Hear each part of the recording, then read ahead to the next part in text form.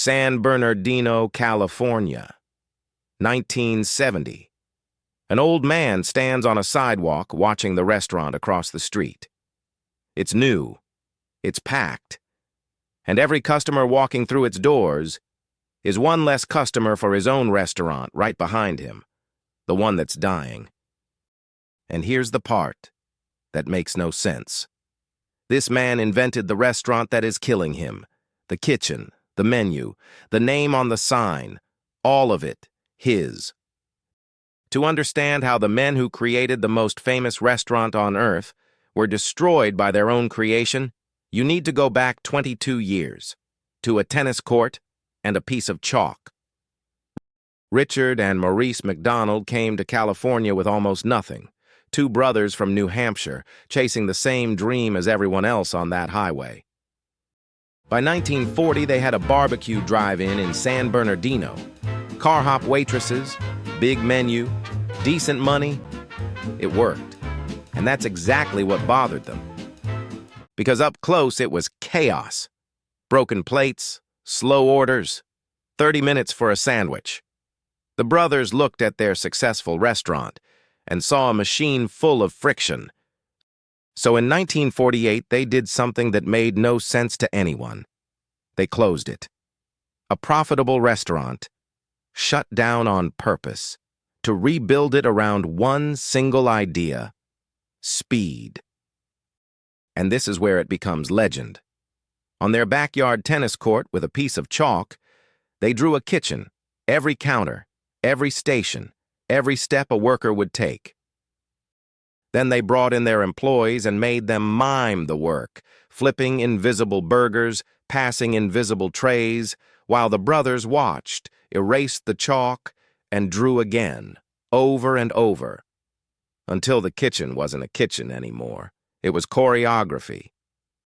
The result was the speedy service system, 9 items on the menu, a hamburger for 15 cents, custom-built tools, and an assembly line that served your order in 30 seconds, in a world where everyone else took 20 minutes.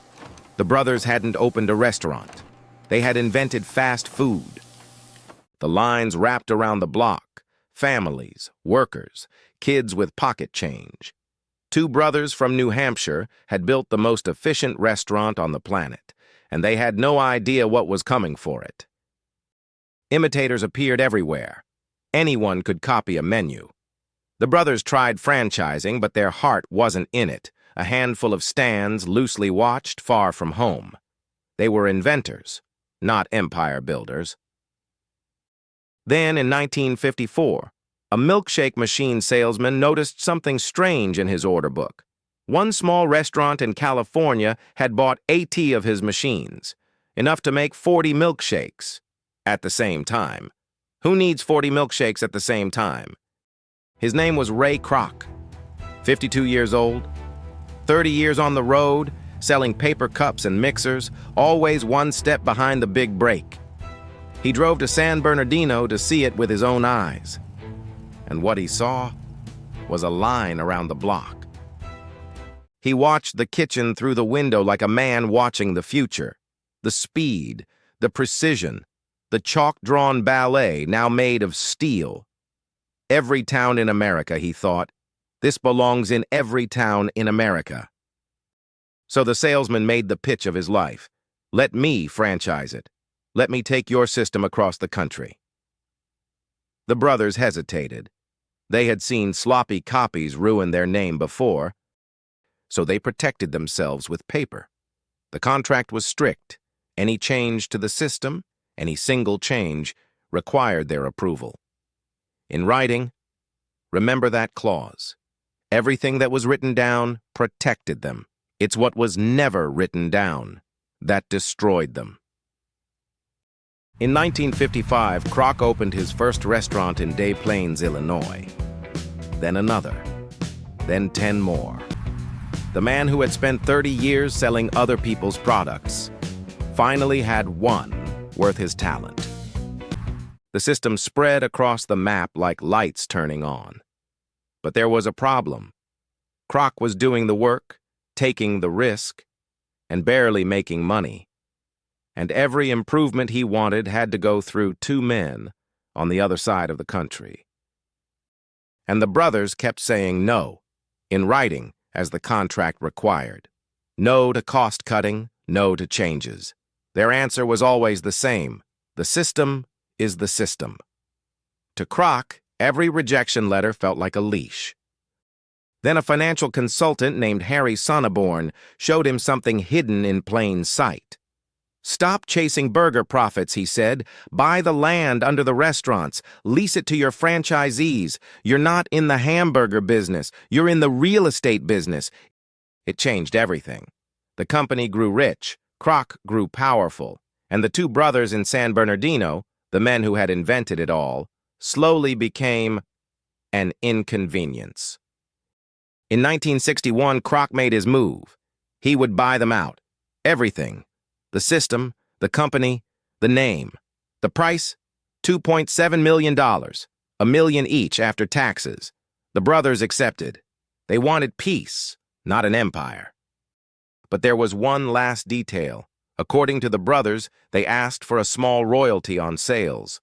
Forever. And Kroc agreed with a handshake. Look at that table. No lawyers, no paper, nothing written. That royalty would be worth a fortune every single year. The brothers said it was never paid. Not once.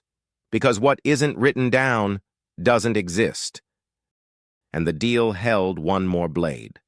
The brothers kept their original restaurant, but in selling the company, they lost the rights to their own name. The sign came down. McDonald's, invented by the McDonald brothers, no longer belonged to them. They renamed the place the Big M. Then Kroc answered. "A brand new McDonald's. 1 block away. Remember the old man from the beginning, watching the restaurant across the street? Now you know who built it, and why." The Big M fought for a few years and closed. The men who invented fast food, beaten at their own game, by their own invention, wearing their own name. Ray Kroc called himself the founder. The company counted its history from 1955, from his first restaurant, Store Number 1. For decades, the brothers all but vanished from the official story. And the strangest part? Richard McDonald claimed he didn't regret it. He said he'd have ended up in some skyscraper with ulcers and tax attorneys. He chose the porch, the quiet, the peace. Maybe he meant it. Maybe it's what you tell yourself, when the handshake was never honored. Today, the empire Ray Kroc built serves millions of people, every single day. Every burger wrapped in paper, every 30-second order, every French fry runs on a system two brothers drew in chalk on a tennis court. If stories like this belong on your screen, history's greatest stories rebuilt in miniature, subscribe. The next empire is already being built.